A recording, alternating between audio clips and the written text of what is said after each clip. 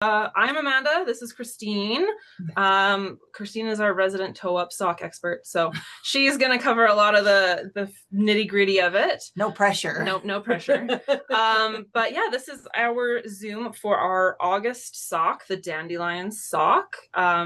This one was a fun one too because it was knit out of little nettle instead of stockinado, so it was a fun way to kind of play with a different yarn and end up with a really, really nice finished project. We've got one of them here.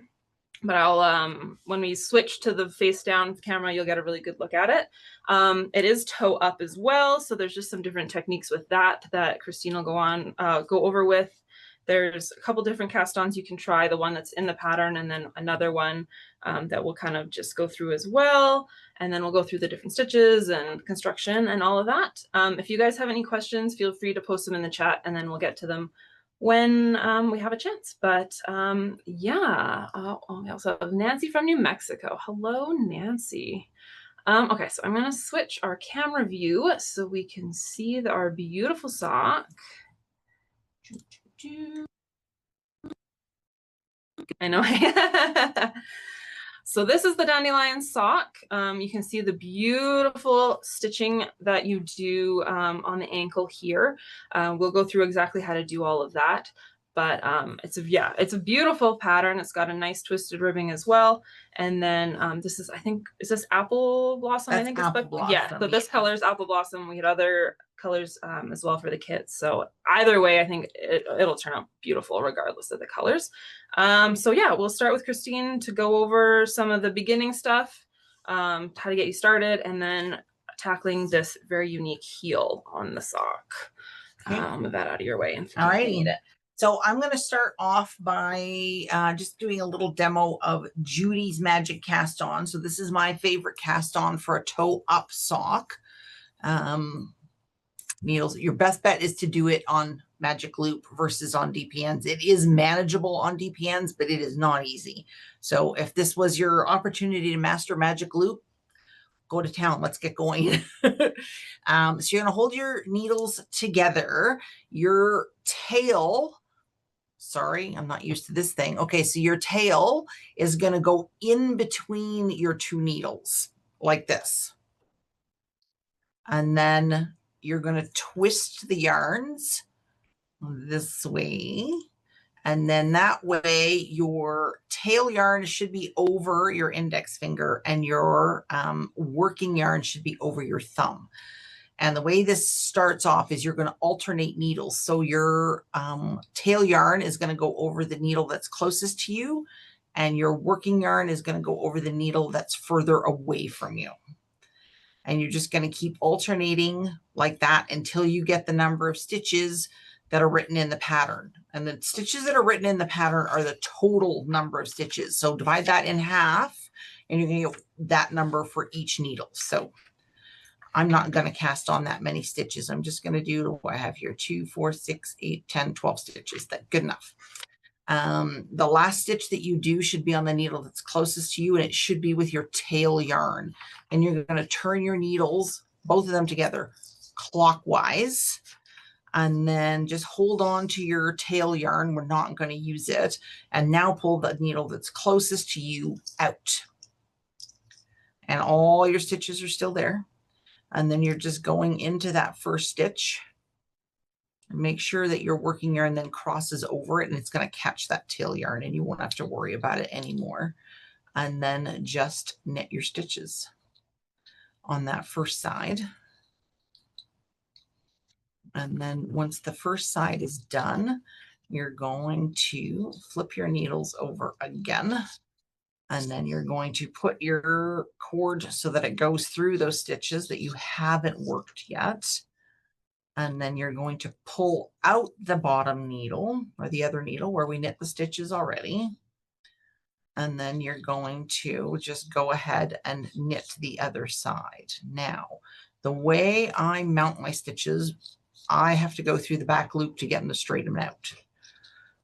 You can mount your stitches either way on the needle, whatever is most comfortable with you. But the way I mount mine, they're twisted. So I go through the back loop to straighten them out. And then you end up with basically what looks like a grafted toe, except that you are starting from the bottom up. beauty. So does anybody want to see Judy's Magic Cast On again? Just say yes or no in the chat and I will start it over. Hopefully I can go a little bit slower, or I can point out any tips and tricks that you guys might need. You can also feel free to turn on your camera as well if you'd like, and then you can just give us a thumbs up, thumbs down, whatever, if you're ready to go. But yeah, I know, I think that it seems pretty simple. It's just keeping track of your track of your stitches. Oh, we have a thumbs up from Kathy. Okay, awesome. All right. Oh, the very beginning, my instructions had a slip knot. Do the instructions have a slip knot in the... I think I've seen sometimes on websites for different tutorials for Judy's Magic, they use a slip knot instead of just that. So I'm sure there's no reason you couldn't use a slip knot. Good YouTube for the instructions. I just YouTube, when I'm looking for it, I just look for Judy's Magic Cast On, and none of the videos that I've come across on YouTube have a slip knot on them. They're just with that you're working, or your tail yarn drop down between your needles. And that's really the most important part, is to have your tail yarn in between your needles. So like that, not coming off the back, because if your tail yarn comes off the back, that's the yarn that's then going to end up on your bottom needle. And if it ends up on bottom on my screen, if it ends up on your bottom needle, then that's your working needle. And if it ends up there, you're not going to be able to make the stitch at all. So the most important part is to make sure that the working yarn is in between, or sorry, the tail yarn is in between the two needles. And then when you cross them over, make sure your tail yarn gets crossed. So tail yarn here gets crossed behind your working yarn. And then your tail yarn is going to be the one that goes over your index finger, and your working yarn goes over your thumb. So the tail yarn ends up on the needle that's closest to you, working yarn, needle in the back, tail yarn in the front, working yarn in the back, tail yarn in the front, working yarn in the back. Because then when you turn your needles, your tail yarn is on the top, and you're just going to hold, oops, your tail yarn is on the top. Sorry.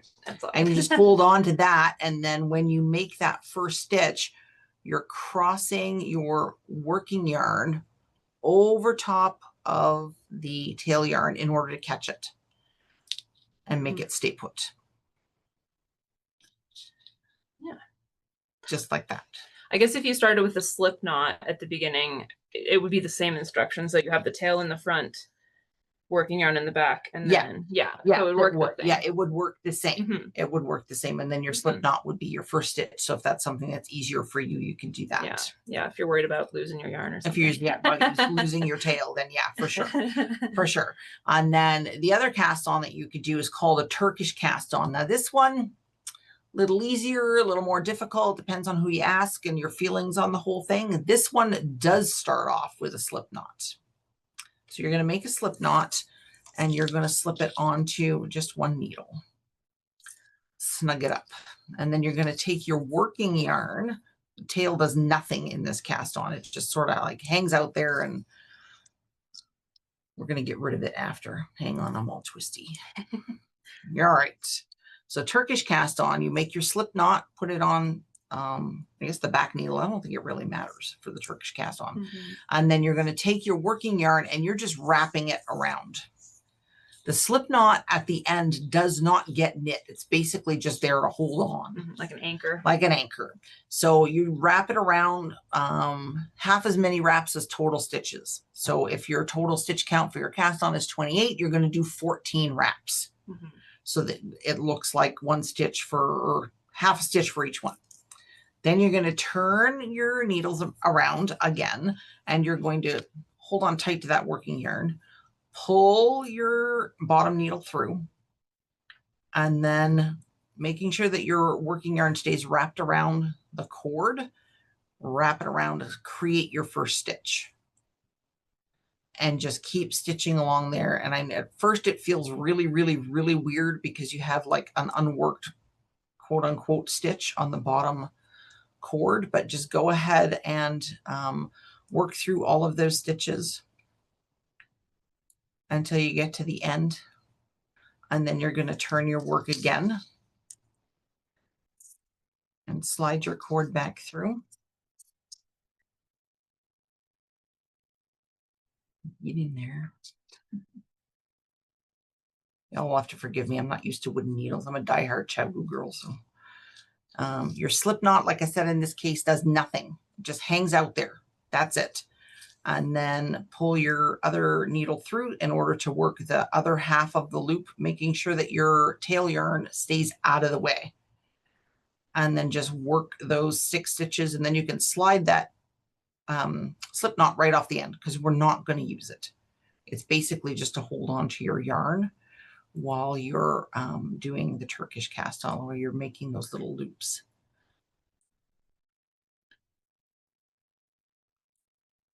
And that's it.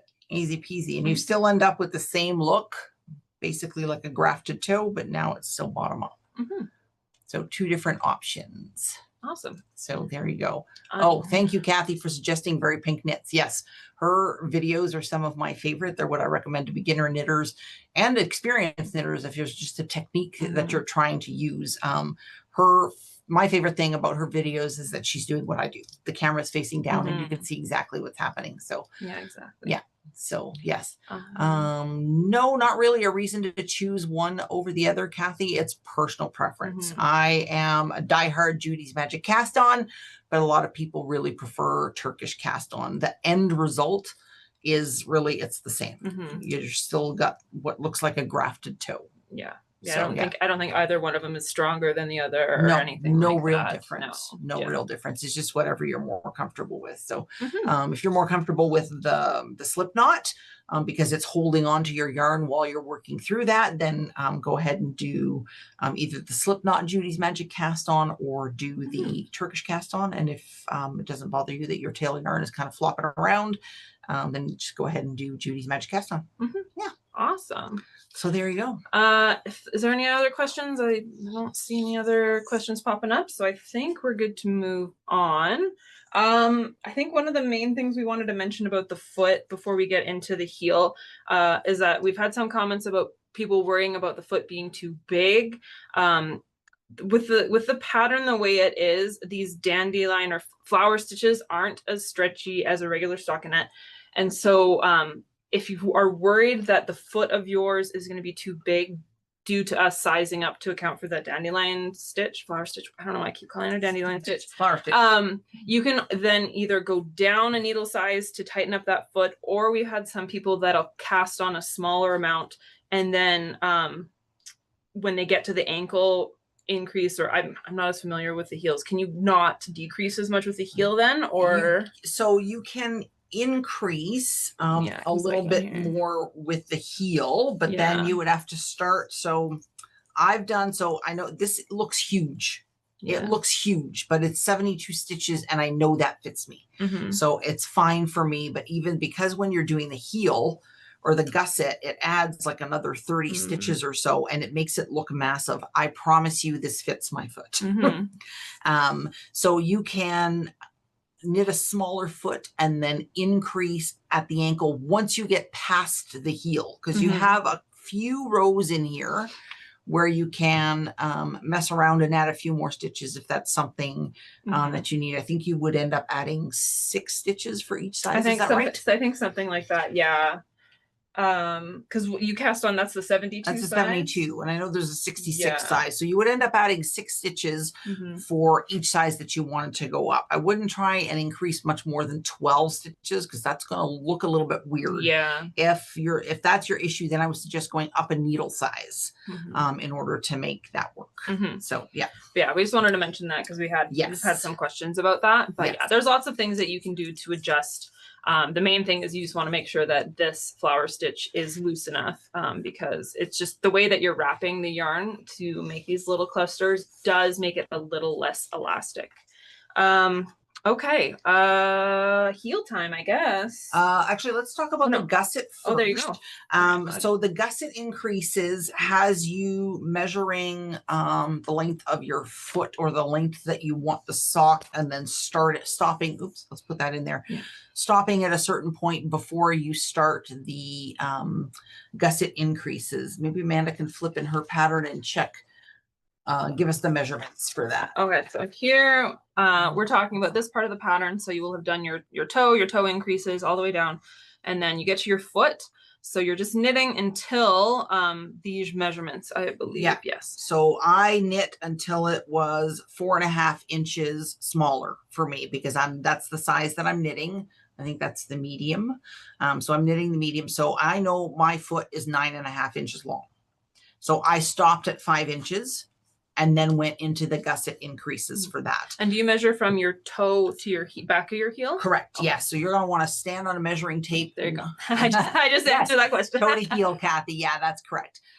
So I stood on a measuring tape. Don't put too much pressure onto the measuring tape because that'll distort the way your foot actually, like the actual size of your foot kind of thing. And you do want a little bit of negative ease on there. So if I had stepped hard on the measuring tape, my foot length would have been 10 inches, which I know, having knit so many socks I lost track, that's too long. So I stopped at 5 inches and then did my my gusset. Sorry, I stopped at 5 inches and then did my gusset increases. So I'll get that out of the way. Okay. So I'm going to take out my other sock. This is mine because I made obviously 2 socks because I like a pair of socks. So this is the sock where I have done no gusset increase. Actually, I lied. I did 1. So the gusset increases in this sock happen outside of the markers. So a lot of gusset increases usually happen if you're doing a top-down sock. They happen inside the markers because they're going to slide down then like the side of your foot kind of thing. So down here. In the Flegel heel, the gusset increases happen on the bottom of the foot, or on the, I guess on the bottom of the top of the foot kind of thing.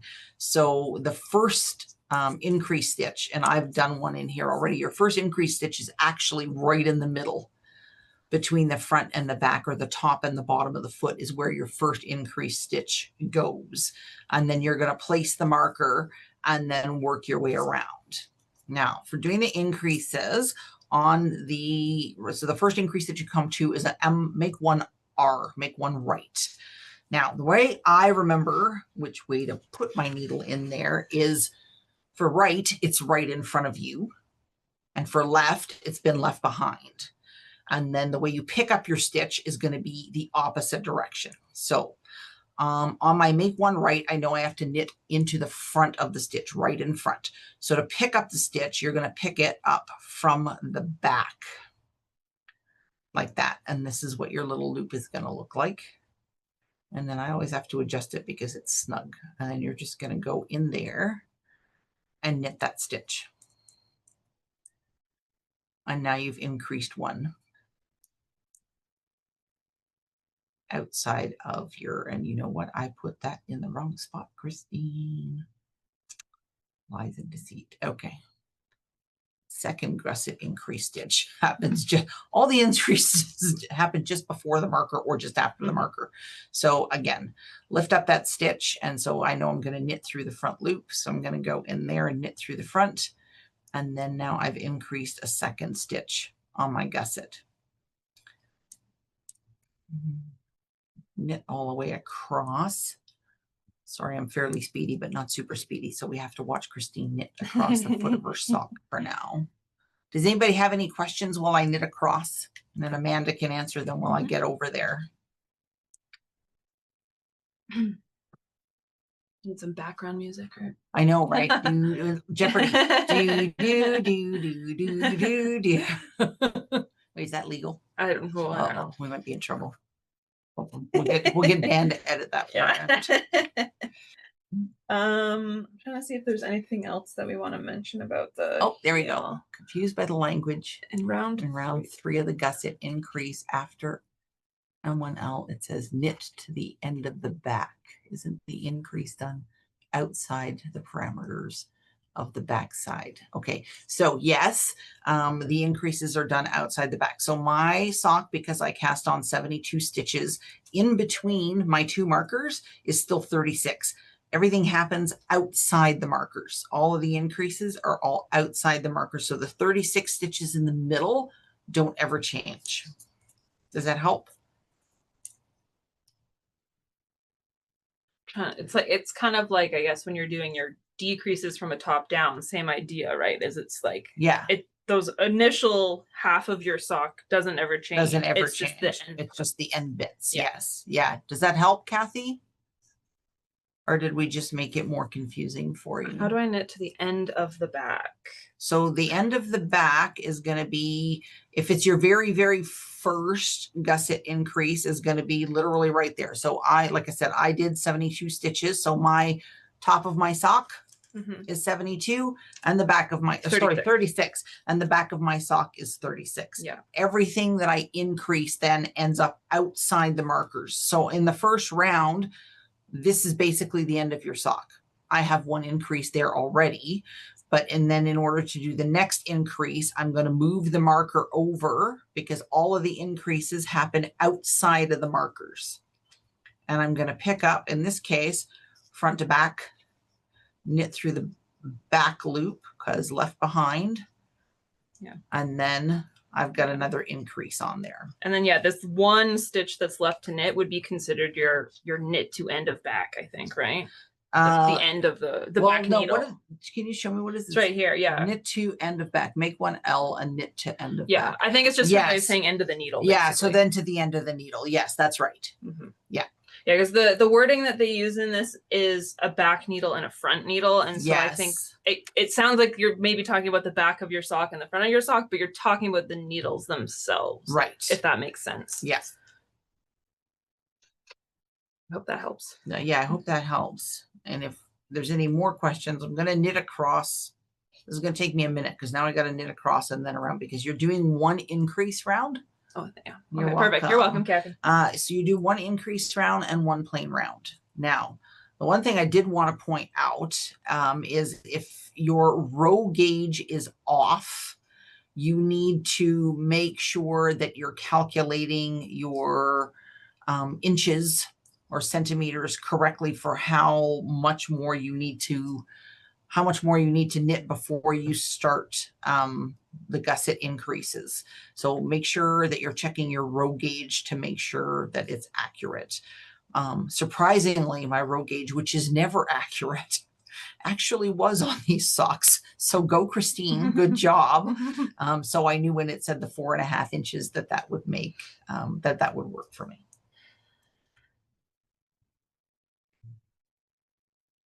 What color are you making yours out of? I think it's sunflower. Oh, pretty. Yeah, we tried to pick flower colors. Yes. For our kids. Yeah. I figured if it was, since we don't have a color named Dandelion, I figured sunflower was going to be pretty close.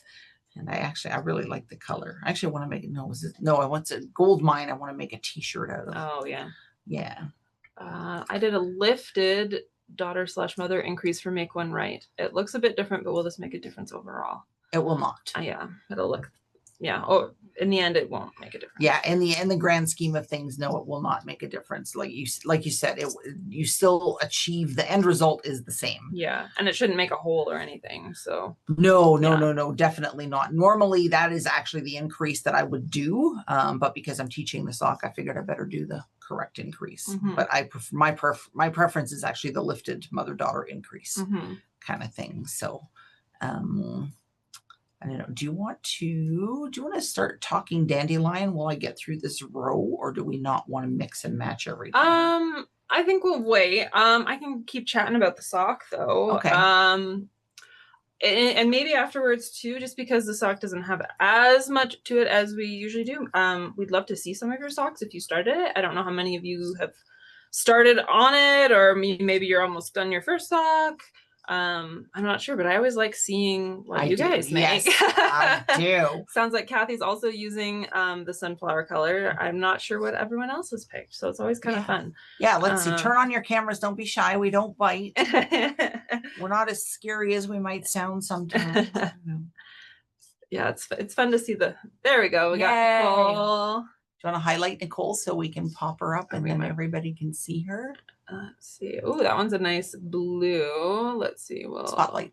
Place There you spotlight. go. So then we got a nice blue. Oh, that's lovely. That's really pretty. That's a really nice color. I like that. What color is it? Can you turn on your mic? Yeah, I think I've got it here. It's the lapis lazuli. Oh, nice. And it looks a lot more amazing in real life than it does through this awful color that I have in my. Oh, you know what? They always do. They always look better in real life. Yeah, no, that's really pretty. Nice. Lapis lazuli is one of my favorites, I think. It is. Yeah, it's a really nice color. And Amanda, I'd like to thank you very much for your help over email. Oh, yes. You're very welcome. Yeah, no, I think that was an excellent choice. I just love the little nettle. The yarn is just so nice to work with. Yes. And you know, I was doing some reading the other day, little nettle versus nylon, or nettle versus nylon, just to, you know, figure out what the different properties were. And apparently nettle is almost not quite as strong as nylon, but almost as strong as nylon. So it's really, yeah. Oh, wow. Yeah. So really good for socks, because I figured, well, these are just going to be house socks. But you know what? Nettle is pretty strong. Yeah, it'll be very interesting to see how these wear. How they wear, yeah. It's one for those of you that might not know. This yarn, the nettle fingering, was developed by Caroline, the owner, and so as far as I know, we're the only yarn company that uses nettle. I think so. In any blend. I'm pretty sure, yeah. And one of the reasons we did use nettle is that because it's nettle, it's kind of has its own natural pesticides, and so you don't have to worry about that kind of stuff. Yeah, nice antibacterial and everything. So maybe it'll help your feet not smell. Maybe, I don't know. In theory, who knows? And you know, when you get old, like Christine, then you get like natural cooling properties too. So you know, those hot flashes, thing of the past, friends. Thing of the past. Well, and it's not only good for socks, it's good for sweaters. I've made sweaters out of it. We have it in a DK yarn as well, and so it makes a really nice cardigan. And so I think I'm on sweater number 4. Yeah, with nettle. We love nettle. Yeah, we love nettle. Nettle's the best. Yes. Okay, let's see. Kathy is there. I think let's see if we can see Kathy's socks. Kathy, do you want to show us your socks? Hold them up. Oh, let me spotlight you so we can see. There you go. Matching. Yeah, matching socks. Excellent. Oh, yeah. Very nice. Excellent. Okay, so we're back for another gusset increase. So remember, your gusset increase happens right next to your marker, not on the end, like I erroneously did the first time around.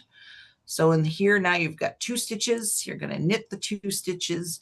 You're going to pick up that other, the bar in between, or do the mother-daughter lifted increase if that's what makes your heart happy.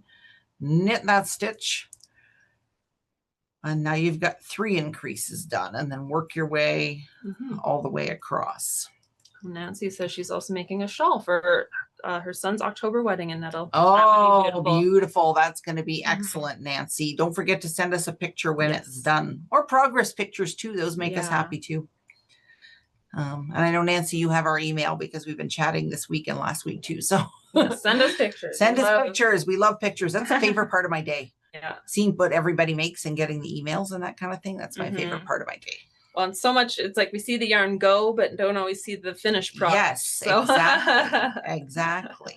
So I'm currently knitting my socks one at a time because I had to get my socks to 2 different spots in order to be able to do the Zoom today. But normally I am a 100% 2 at a time sock knitter and magic loop. As you can see, that's my favorite method. But the socks work on any method. If you want to do a DPN thing, you can do Judy's Magic cast on DPN. It's tricky, but it's doable. Yeah.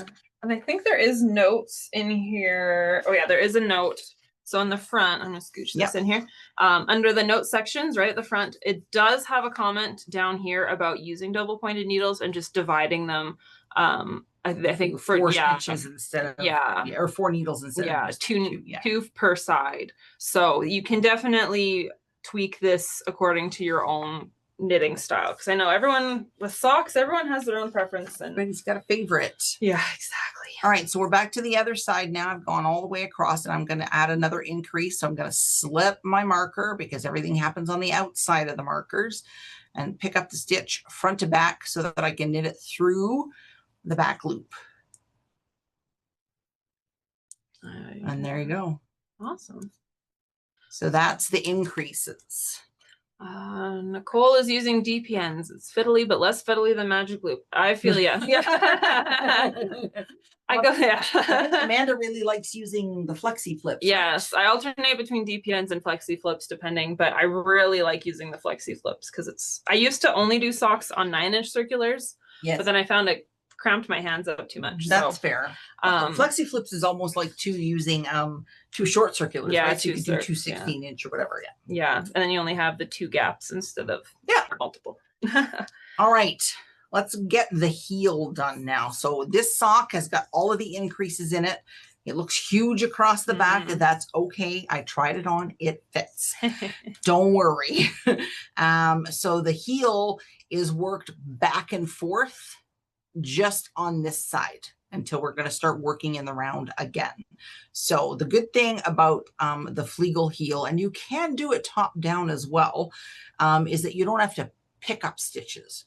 So once you're done the heel turn, you're just right back to working in the round. So I know in a traditional heel flap, you have to pick up the stitches down the heel flap and get all of that sorted out. There's none of that with a Flegel heel. It's just good to go. So for my size, and you're going to want to read for your size too. For my size, I am going to, I think it's 37. So knit across 37 stitches, and that counts all of the stitches, right? So all the stitches outside, stitches inside. So you're going to count across 37 stitches, and then you're going to slip, slip, knit, and knit 1 after that. So stand by while I start counting. So we're doing this part now, I believe, right? So these are the decreases. Yeah, so this is going to be the decreases and the heel turn kind of thing as well. So, all right. Come on. There we go. It's getting toasty in here. Let me just find this section.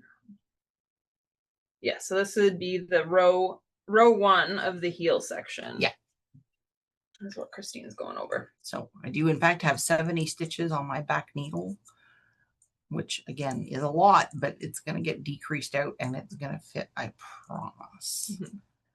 I'll try and get these finished before I go on vacation. I don't know, maybe Caroline can put them in the newsletter so I can prove to you that they fit. All right, so I know I've got 17 stitches, pretty sure 6, 8, 10, 12, 14, 17 outside my stitch marker. So I need to knit another 20 to get across. So the idea, if you are knitting this heel and for whatever reason you haven't hit the middle, you've not gone far enough. So you need to be able to knit past the middle. So in my case, my middle is 18 stitches because I have 36 in between the stitch markers.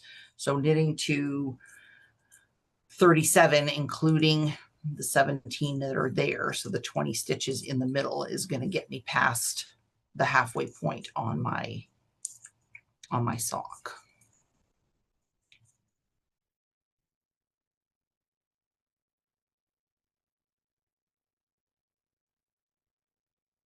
Now, if you've been knitting for a long time, you probably have your own method of doing slip, slip, knit. 2, 4, 6, 8, 10, 12, 16, 17, 18, 19, 20. So if you don't know how to do a slip, slip, knit, I'm going to show you the way the rest of the world does it, and then I'll show you the rest of the way I do it. So you're going to slip your first stitch as if you were going to knit it, and then you're going to slip the second stitch as if you were going to knit it. You're going to put it back on your left hand needle and then knit through the back loop. So you'll see my working needle is in behind the front needle, and then just knit it. And then you're going to knit the next one, and then you would turn your work. Now, I have a preference for my slip, slip knits, and I think it makes it lie a little flatter and look a little bit neater. So Christine's trick, now we're all caught up. Hang on. Get out of there. Okay. All right. So the way I do my slip knit is the first stitch gets slipped knitwise. The second stitch actually gets slipped purlwise. And then put it back on the left-hand needle and then knit them together through the back loop. And I think, at least the way I knit, that makes my slip knits look a little flatter, a little bit neater, and they're not quite as bumpy. So that's what I do. Once you get that part done, you're 20 stitches through, or sorry, in my case, 20 stitches through the middle. So I knit 37 stitches, slip knit, knit 1, turn your work. So now you're working from the back side, and row 2, you're going to slip the first stitch with the yarn in front. And the rule that I've always been told is if you're not doing anything with the stitch, it gets slipped purlwise. And by not doing anything, I mean not doing anything immediately. Slip it purlwise and then move on. If you're going to do something with the stitch right away, slip it knitwise. And sometimes the pattern is going to tell you something different. In that case, just do what the pattern says. Yeah. There is a note in this one that does say that all slip stitches are slipped purlwise unless otherwise indicated to. Okay.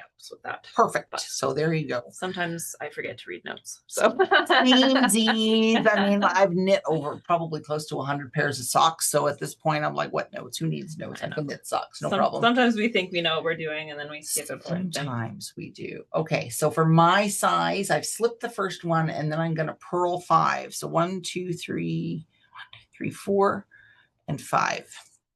So that you're going to see, that's going to create a little gap in there. That's the gap that you're really interested in, because for row 3 and 4, there's no real stitch count. It's just knit to 1 before the gap or purl to 1 before the gap. And that's going to be the theme throughout. So I've slipped 1, I've purled 5. Now I'm going to purl 2 together. No fancy stitches for this one. Just purl 2 together. And then purl 1. Cheryl asks, is the SSK just a personal preference? Yeah. So the second way that Christine showed, where she slipped 1 knitwise and then 1 purlwise, that is just her preferred way to do it, to try to get it to lay flatter. But you can do it as how the pattern says as well, where it's both knitwise, and the end result is the same. Yes. There's just some people have come up with different ways to do things, and I'm just a little weird. Yeah. We all do things our own way. So you can do it just how the pattern says, and it works perfectly fine. Yes. Okay, so that was the first row of our first and second row of the heel turn. And then you're just going to follow along after that. So row 3, again, you're slipping the first stitch, and then you're going to knit across to the gap, or one stitch before the gap. So here's my gap. Back this way. There we go. There's my gap. So I've knit to my 1 stitch before the gap. I'm going to slip the first stitch. So again, it's a slip knit. So I'm going to do it my way, but you guys do it your way. Slip 1, slip the other one, and then knit them both through the back loop, and then knit the next stitch. So knit 1, turn your work. And then here's our gap on the purl side. So you're going to slip the first stitch, purl across. Ooh, you're going to talk fast. It's 2:39 already. Oh, good. This is the important stuff. That's true. Well, and especially like I know everyone has their preference about socks, top down, toe up, and everything, and so I feel like you don't see as many toe up patterns, I don't know. I mean, it depends. I guess if you're looking for them. I do all the knitting competitions on Ravelry, and there's lots of toe up patterns, but I guess that's competition. They try and make it different, right? Yeah. So, and then so we're at the gap. I've purled to 1 before the gap, and then I'm going to purl these 2 together. I'm going to purl 1 more stitch like it says in the pattern, and then I'm going to turn my work. And then you just keep going, and then you'll end up with, so these are your, let's move this over. Yeah. So this is kind of what you're doing right now, I think, right? Yep. So this part here. So this is going to be our decreases. And once, like I said, with the Flegel heel and knitting toe up, there's no picking up stitches or anything like that. Once you're done this heel turn, Yeah. once this is all finished and you've eaten up all of your stitches and you're back down to, in my case, 36, you're right back to knitting in the round with no picking up stitches. There's no real worry about holes in here, like because there's no real gap for you to worry about, kind of thing. So yeah. Nice. There you go. Not too tricky. Not too tricky. Okay. Does anybody have any questions before Amanda gets on to her dandelion section? Thing already. So I did my swatch flat for this Flegel heel wear as well as a standard heel. I have not had a problem with it. I'm also an avid sock knitter, so I don't wear out my socks because I have such a collection to be able to work through. I do find that the standard heel with the slip stitch heel is a little bit sturdier. Not a little bit sturdier, a little bit cushier, because you have that, the slip stitches add a little bit more, I guess, like air in there kind of thing. So it makes it a little bit cushier. So if you have sore heels or you tend to like get sore heels when you're walking around a lot, then perhaps the standard heel is better for you. You can do a standard Flegel. Like you can do a slip stitch Flegel heel. A little tricky because you're working from the middle. So you would start your slip stitches right about here and then sort of incorporate them as you worked your way out. Does that help? All the trickiness of socks. And I know there's so many, so many different ways to knit socks and so many heels and toes and cuffs and yeah. Yeah, it never ends. Oh, excellent. I'm glad I could help. Perfect. Okay, so the part I'm going to go over is these stitches. In the pattern, we have both the charted and the written form of charts. So whichever you prefer. But it's a really, really cute stitch. It took me a bit to get used to it just because it was kind of finicky with the wrapping. She has you use a cable needle. I also found out a way that you don't have to use a cable needle. So I'll show you both ways just because it's handy to see multiple ways, because then you might like one version a lot better. Okay, I'm all tangled. Here we go. Okay, so actually let me get the chart just so you can kind of see it as I'm going along. Yeah, maybe put it there. I don't know. So you always start with a purl row before you do the extra wrapping stitches, and then you'll cluster them together, which is what this is, and then another purl row. And so that's how you kind of do the initial thing.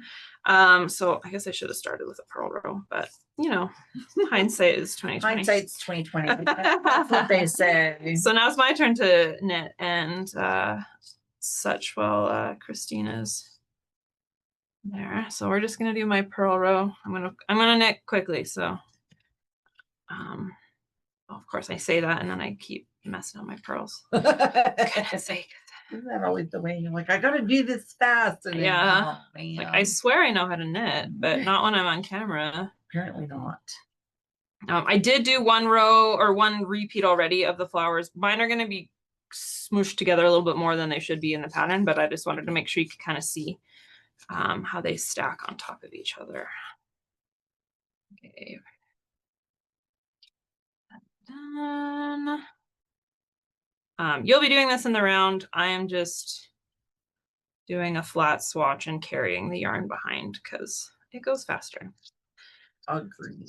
Okay, so I have my purl row, and now I'm ready to do the knit one, wrapping yarn twice around the needle. So I'm just going to start my little border. My swatch stays flat. And so you're going to do a purl first, and then 5 of these elongated knit stitches. And then these are what get clustered together. So I purl 1, and then for the elongated knit, you just go in as if to knit, and then instead of just wrapping it once, you wrap it around a second time and then pull those through. And so you end up with this double knit in there. So you do that 5 times. 2, 3, 4, 5, and you can see them all lined up there. 1, 2, 3, 4, 5. And then it's another purl stitch. So all of these clusters are separated with purl stitches. And I can go a bit slower too if you need. So it's 1 wrap and 2 wraps, and then pull through. Oh, no, I lost count. 1, 2, 3. 1 wrap, 2 wrap, 4, 5, purl, 1, 2, 3, 5. And the reason that you're doing the extra wraps is just so you get that kind of longer stitch to be able to cluster it together. 1, 2, 3.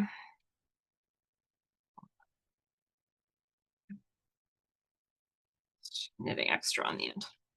Okay, so then that's what they're going to look like with your little kind of double stitches and then the purl in between.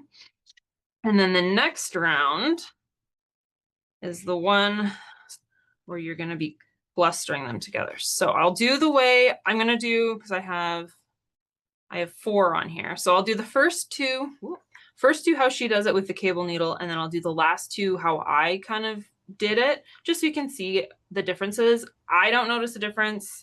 I think maybe without the cable needle can sometimes look a little cleaner, but it's totally what you're comfortable with. That's really what matters. So I'll do my little border. You start with the purl one as well, so those purls will stack on each other right there in between. So I start with my purl, and then this is where I gotta find, I didn't have a cable needle, so we're just gonna use this guy. So you're going to slip the 5 stitches that are the elongated stitches onto a cable needle, dropping those extra loops, which will make them nice and tall. And then you're gonna wrap your yarn twice around the stitches and then leave them on your right-handed needle. So I'll spread these guys out so you can see them nicely. Those are my 5 stitches. When I put them onto the cable needle, I just pick up 1 leg, because then as you slide them off, you'll just get your nice long stitch. So 1, 2, 3, 4, 5.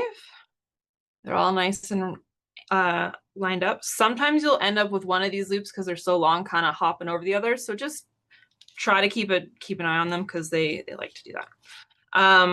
So I have them on my cable needle, and then literally I just take my yarn and wrap it around. And this is where the cable needle sometimes I found got in my way. So you get it once around. You don't want to go super tight. You don't want to choke those little stitches, but you don't want it too loose, because then it looks a little bit sloppy. So I just kind of lightly wrap it, and then you do it again for a second time. And then these go back onto your right hand needle, not on your left. You don't knit through these. They just get, this is hard with not a real cable needle. They just get slid on top like that. Nice bundle. And at this point is where you could then be like, oh, that looks a little loose, I'm just gonna tighten it up. But yeah, don't like really tighten it, because it's gonna make it really hard to get the sock on and off, because this is where the elasticity kind of gets lost with the wrapping. Now we purl, and then we'll do that again. So we go 1, 2, But you know what the right amount of wraps is. 4. Doesn't say in the pattern. The pattern you wrap it twice. So you wrap yarn twice around the stitches on the cable needle. So once around, and then twice around. Oh, the tension. Oh yeah. I just make sure not to tighten it too much. That's in the pattern. She doesn't really give specific instructions, because we weren't sure how to word it. Like, how do you word how tight or how loose to leave it? I just kind of go by personal preference of whether I like the look of it or not. So I have migrating. I've got my 2 wraps. You can see them kind of stacked on top of each other. Slide those onto my right hand needle. Get that out of the way. And then your yarn is ready to knit. So you wrap it counterclockwise so that it ends up in the position to be ready to knit or to purl the next stitch. And so those are with the cable needle. Those guys. What I did, and what I found out was, because I was actually looking up this stitch specifically because I wanted to make sure I could see how it was done, is that somebody, I can't remember what blog it was, but somebody did it this way and I really liked it. So what they did was, so you still have your 5 stitches. They slipped these 5 stitches onto your right hand needle, dropping those extra wraps. You go 1, 2, 3, 4, 5, and make sure your yarn is in the back. And then they brought the yarn forward, slip the 5 back over to the left hand needle. Make sure you don't slip the purl. And then as they bring the yarn back to the back, there's your first wrap. I found this just a little less finicky than with the cable needle, but that's just me. So then you have your first wrap. So then you slip those 5 back over to your right hand needle, bring the yarn to the front, slip them back to the left hand needle with the yarn in front, bring your yarn back to the back. Ooh, I'm getting all tangled. You might get tangled, it happens. Now you have your 2 wraps, and then I just slide them over to my right hand needle. So, I mean, both work. They look pretty much identical. So no going down into a whole 2 or so rows. Not for this pattern, no. There's no knitting down. It's just wrapping in extra loops. Okay, so there's my purl one. I'll show you my way again. It's not my way. It's somebody on the internet, but I'll pretend it's my way. So it's my way too, because that's how I do it. Yeah, exactly. So we slip 1, 2, 3, 4, 5 to the right hand needle with your yarn in back. Bring the yarn to the front. Slip those back to your left hand needle. And now you want your yarn back to the back. Slip it in between your needles. It's a lot of moving stitches around, but then there's not a third needle that's entering the equation, making things tricky. So there's my 2 wraps again. And then I slide it over to my right hand needle to do my final bit. So those are those. You do another purl row right above it.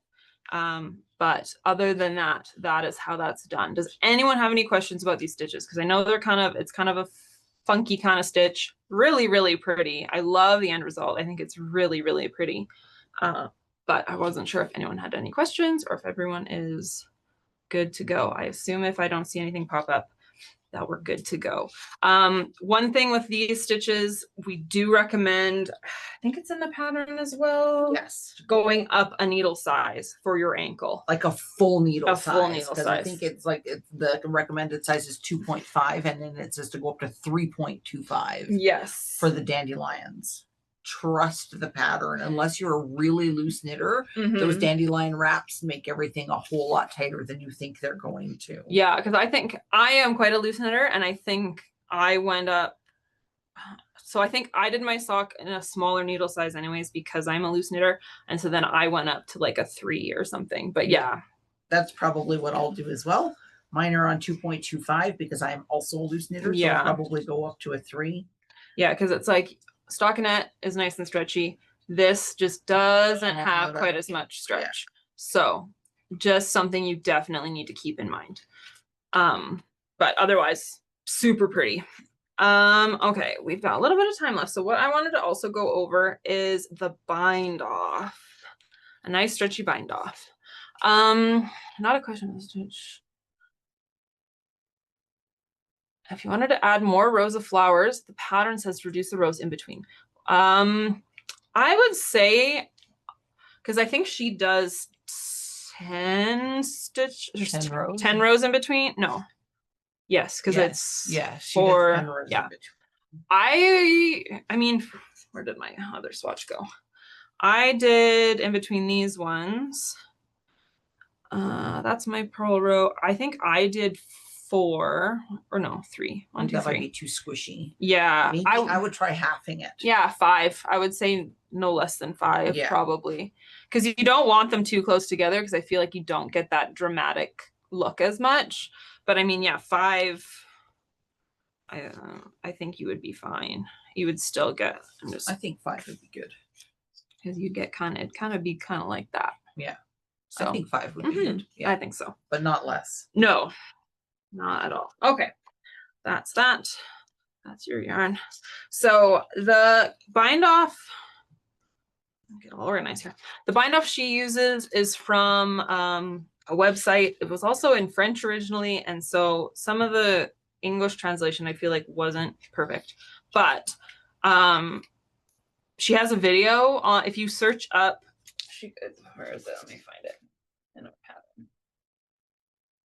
pattern. She lists it in here. Yes, so this website, the Jaoué Designs Elastic Cast Off, originally in French, but then there is an English instructions, and then there is a video. I used the video just because it was easier and there wasn't as much of lost in translation. But I am also going to show one other bind off that is from a book of our owner, and it's similar. It's stretchy. It's not the Jenny's super is it super stretchy bind off? Jenny's surprisingly stretchy cast off. Yeah, because that one sometimes you'll end up with like the edging won't be as smooth and clean. So these two are kind of a nice option. I was trying to get some yarn. I'm losing my yarn ball. So I'll bind off some in the Jaoué style. I'll bind off some in this other one, and then maybe I'll also do a surprisingly stretchy just so you guys can see it. There's no wrong way to do it. You can really do whatever you want, whatever you're comfortable with, but the pattern, this is the one the pattern calls for. So it's kind of funny because what you're gonna be knitting and purling what you don't think you should be. So first you purl this first stitch, and then you knit this next stitch. And she has a lot more like moving yarn and stuff. I think it has to do with how she's holding her yarn in the video, because then you just are slipping this over, and then you are going to be purling. So it's anytime you see a knit, you're purling. Anytime you see a purl, you knit, and then you're just slipping that first stitch that's on the right hand needle over. So it's like a regular bind off, except the stitches are backwards. Yeah, and I think that's what allows it to be a little stretchier, if I understand correctly. Yeah. And so it does give a nice clean edge. That makes sense, because most people knit tighter than they purl. So by alternating the other way around, then that would make sense that it would be a little bit looser. Yeah. And it ends up being really nice. It's kind of sloppy on this yarn because I've been ripping this out and redoing it multiple times. But it's a really nice bind off. The ribbing bind off is similar. I mean, all of these are going to be passing stitches over each other. The ribbing bind off has you actually, so if you pretended that this was your first one, you purl these two together, then knit one. We're gonna, we're gonna ignore that stitch because that just messes it up. So then you knit one, and then you're gonna pass that purled two together stitch over, and then and then you put this one back over here. Actually, let me redo that because this stitch should be over there too. I don't know what I'm doing. Okay, so we're gonna put this one back over here. So you want to make sure your yarn's in front because you're going to be purling two together. Except we don't want this. Sorry, it's weird doing this in the middle of a sock because it's not lined up properly. I don't know what I'm doing here. I'm going to knit one, pass this over. Okay, so you'll purl these two together. No, what am I doing? Sorry, this goes here. No, I'm all backwards. I'm something. Purl two together. Knit one. It's very weird changing your bind off in the middle of a ribbing.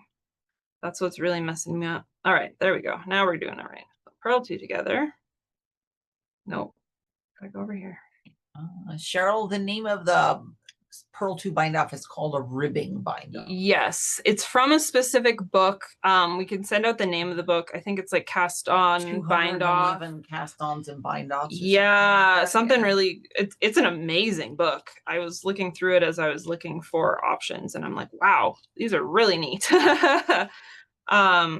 So it's again similar kind of bind off. You get a nice edging. Just a slightly different way of doing the same thing. And then the surprisingly stretchy bind off, which you guys also may be familiar with, also would work fine. That's the one where you're doing extra yarn overs in between. So it would be like knit one, yarn over, purl one, and then you pass the yarn over and the knit one over.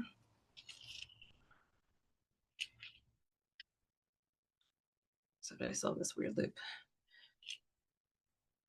Let me fix this 1 second. The way I get around all the extra yarn that's popping up when you do that is to only do the yarn over at the knit stitches. Oh, okay. And then you don't get that weird little thing going on. Yeah, because otherwise sometimes you end up with a little bit of a ruffle, like a flare almost. Right? Yeah, because you're yarning over in between everyone. Yes. So the way I get around that is to do the yarn over only on the knit stitches. Yeah, because you can see it's quite a bit looser in between these ones than these guys, and that's because of those extra yarn over. So like Christine said, if you alternate when you're doing those, it'll tighten it up a little bit. Did you say you knit the purl stitches and purl the knit stitches? Yes, that is for the Jiaowei elastic cast off that's in the pattern. That's when you go onto the website and her video, that's how she describes it as, is you're just knitting you're doing opposite of what you see, which feels very wrong, but I mean it ends up looking really, really nice. So but yeah, those are a couple different options. But yeah, I think we're getting close to our time, so let me switch our camera so you can see us. Is there any other questions? Is it the book list by Leslie Ann Nestor and published by Story? It might be. I can't remember. It's on the front desk. So any needles, but I can go out and take a quick peek. Yeah, why don't you go grab it just so that we can show it off, because it's a really, really impressive. All the different cast on binds offs. Yes. Like some really decorative ones for different shawls, that kind of things. So yes, Christine will go grab that for us because it's definitely one I want to recommend.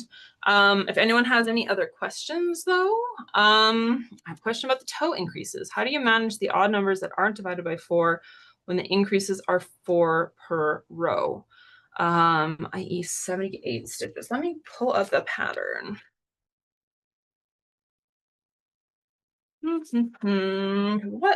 What size is that one? 78 stitches. What size is that one? Because I know there's the one. I don't know. Christine's back now. Maybe she's better to answer that question. Oh, this is the book that we were using. So different than the one that you were talking about, Nancy, but this is the one that has the one bind off. There is another book called, whoa, I knew that was going to happen. Oh no. It's just water, so it's okay. This is the ribbing bind. This is the ribbing bind off that I was talking about. Ooh. So really, really good book. Hang on, let me get to clean that up. Okay. So size 5. Okay, let me get to that part.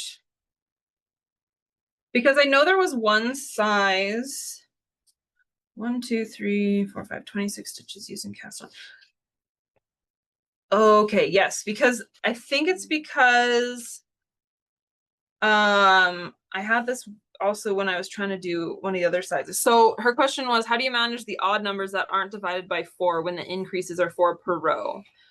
But the size that she is doing is size 5, which is 26. So you start with an uneven, with an odd number. Yeah, because it would be you start with 26 stitches, so 13 per needle, and so then that is where the odd Yeah. thing would be. So I hope that makes sense. Any other questions before we wrap it up? Oh, Nancy's got a step-by-step photo. Okay, well, that's good to know. So not only is there this one by Cap C's, the one by Nancy that's by Leslie Ann Nestor is also a good one. Thanks. I'm not knitting that size, but just thinking about knitting for another pair size. Yeah, so I did run into that when I started with doing the 72 stitch sock, and then I wanted to change sizes. And so I thought I could just reduce the amount of increases, but then the math didn't math. Yeah. And so that's where it gets kind of tricky. So depending on the sizes, I think it only really pops up in the 3rd size and the 5th size because you cast on an odd amount per needle. Yes. The other ones should be fine. So just something to pay attention to, I guess. But yeah, if that is everything, you can always feel free to shoot us an email if you have any questions. Christine and I are the ones that answer those emails, so I can forward them on to Christine, who's the expert. But otherwise, Christine is going on vacation in a week, so ask all your questions before Thursday. Yes, and then she can help. After when I get back, I can help some more. Exactly. But thank you for joining us. It's always so much fun doing these Zooms with you guys and getting to answer your questions and see you guys. But we will see you in September, I guess, for the Roman Villa September sock, which is super fun. Can't wait. We also so excited. We also came up with some new kit colors, and so if you weren't happy or weren't a fan of the original colors, we have got some new colors as well to kind of play around with. So yeah, we will see you then, and I hope you guys have a good rest of your weekend. We'll talk to you later. Bye. Bye.